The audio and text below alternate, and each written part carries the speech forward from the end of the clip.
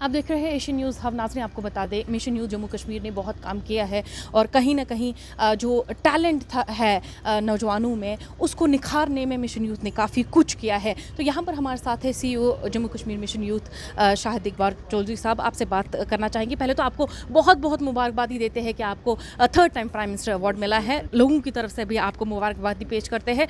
आपसे पूछना चाहेंगे, आपने आज यहाँ पर एक इंटरेक्शन सेशन कंडक्ट किया था, मकसद क्या है इन इंटरेक्शन सेशंस का? मिशन यूथ की लगभग 15 से ज़्यादा स्कीम्स चल रही हैं डिफरेंट सेक्टर्स में, एजुकेशन, स्किल डेवलपमेंट, एंटरप्रेन्योरशिप से लेकर वुमेन एम्पावरमेंट तक। एक प्रवास स्कीम है हमारी, जिसमें बच्चों को हम कोचिंग की फैसिलिटी प्रोवाइड करते हैं, जिसमें UPSC, JNK public service commission, service selection board के जो कोर्सेज हैं, उसके साथ साथ जो नीट JEE के लिए बच्चे अप्लाई करना चाहते हैं, तो लगभग 1500 स्टूडेंट के करीब हमारे जो पिछले 1 साल से यहाँ स्टडी कर रहे थे, उनसे एक फीडबैक लिया गया, डिस्कस किया गया और एक करियर काउंसलिंग के बारे में डिस्कस किया गया कि क्या क्या अपॉर्चुनिटीज़ अवेलेबल हैं, कॉम्पिटिटिव एग्जामिनेशन को कैसे अप्रोच करना है। और इस बार हम कुछ नई चेंजेस ला रहे हैं, जैसे 2 कोचिंग इंस्टीट्यूट्स हम इस्टेब्लिश कर रहे हैं, रेजिडेंशियल जम्मू यूनिवर्सिटी और कश्मीर यूनिवर्सिटी में, और जो एक रेजिडेंशियल एक फाइनेंशियल सपोर्ट बच्चों को हम प्रोवाइड कर रहे हैं दोनों अर्बन सिटीज़ में, जो उनको इकोनॉमिक एक सपोर्ट भी, एक फाइनेंशियल सपोर्ट एक रहेगा।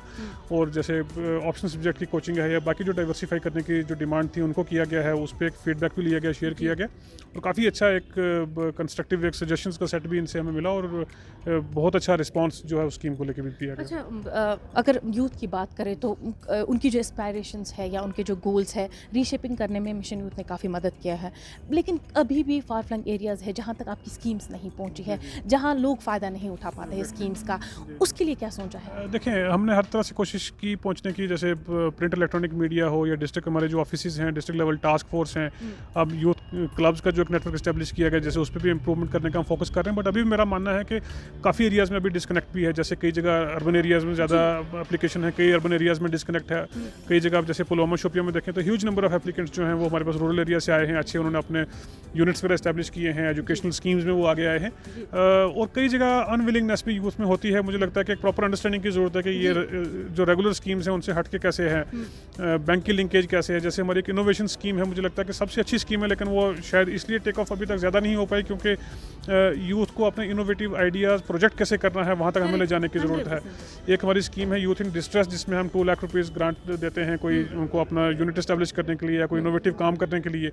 उसमें मैं देखता हूँ नंबर ऑफ एप्लीकेशंस कम है, लेकिन जब आप एजुकेशन प्रवास स्कीम की आप बात करें, मुमकिन की या तेजस्विनी की बात करें, तो नंबर ऑफ एप्लीकेशन ह्यूज कि आपका टारगेट है उससे 4 टाइम 5 टाइम बढ़ के एप्लीकेशंस आ रही हैं। तो मुझे लगता है कि थोड़ा सारा अंडरस्टैंडिंग यूथ को भी वहाँ लाने की ज़रूरत है और इसको समझने की ज़रूरत है क्या अपॉर्चुनिटीज़ है। अच्छा, कोऑर्डिनेशन की बात यहाँ करेंगे, क्योंकि आपने कहा यूथ में अनविलिंगनेस है, कहीं ना कहीं यूथ को भी प्रिपेयर होना चाहिए, इन स्कीम्स का फ़ायदा उठाना चाहिए।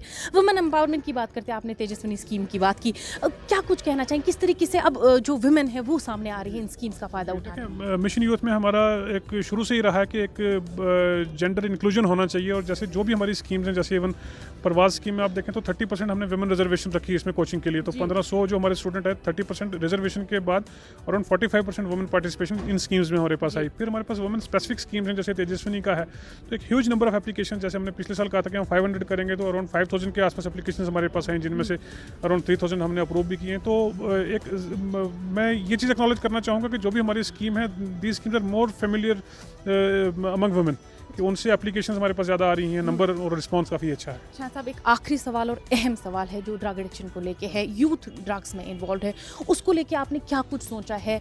कहाँ किन किन एरियाज़ में आपके जो काउंसलिंग सेशंस है वो चलते हैं या क्या कुछ शुरू करने जा रहे हैं? देखें, जो ड्रग डी एडिक्शन है और एक सोशियो कल्चरल वैल्यूज़ की भी आप बात करें तो बहुत एक हाईली सेंसिटिव टॉपिक है, जिस पे शायद इतना अभी ओपन अंडरस्टैंडिंग डिस्कशन नहीं थी। इसको लेके चलते हमने जितने भी हमारे स्कूल्स कॉलेजेस हैं उनके टीचर्स को ट्रेन करने के लिए हमने प्रोसेस शुरुआत की है।